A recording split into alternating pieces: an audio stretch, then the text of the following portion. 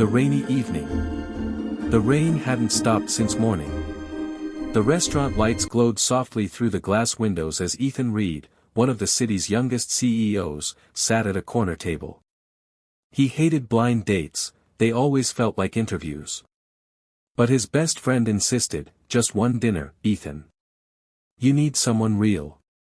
At exactly 7, the door opened. A girl stepped in, soaked from the rain, her dress simple, her hair damp. She looked nervous, clutching a small, worn purse. Everyone turned to look, some whispering, but Ethan just stared. Something about her, quiet, fragile, yet graceful, made him forget his phone, his business, even the world. The girl who apologized. "Mr. Reed?" she asked softly, her voice trembling.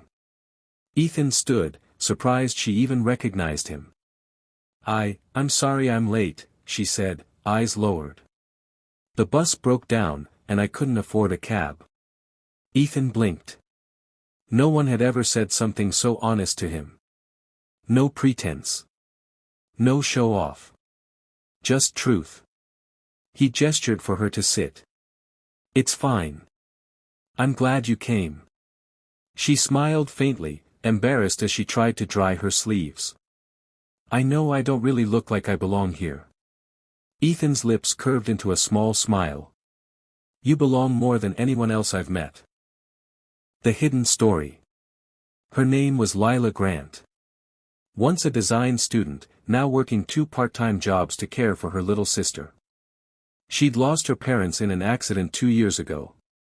"I almost didn't come," she admitted. "I thought, why would someone like you want to have dinner with someone like me?" Ethan leaned forward. "Maybe because someone like me is tired of meeting people who only see what I have, not who I am." For the first time, she laughed softly, a sound so genuine it made his chest tighten. He realized then, he wasn't looking at her clothes or her simplicity.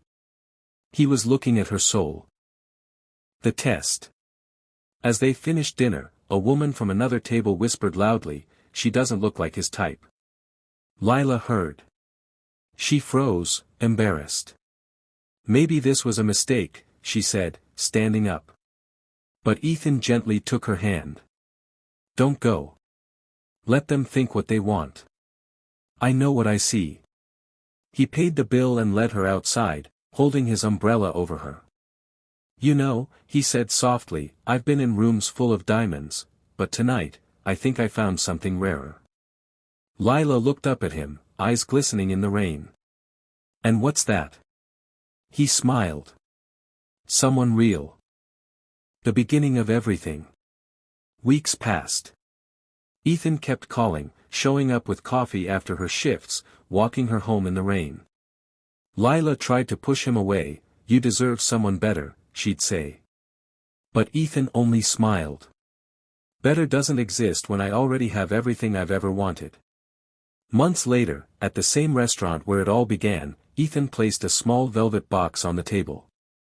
"This time," he whispered, "I'm the one who has nothing, without you." And under the same rain that once made her shiver, she said yes, not to the CEO, not to the money. But to the man who saw everything when she had nothing.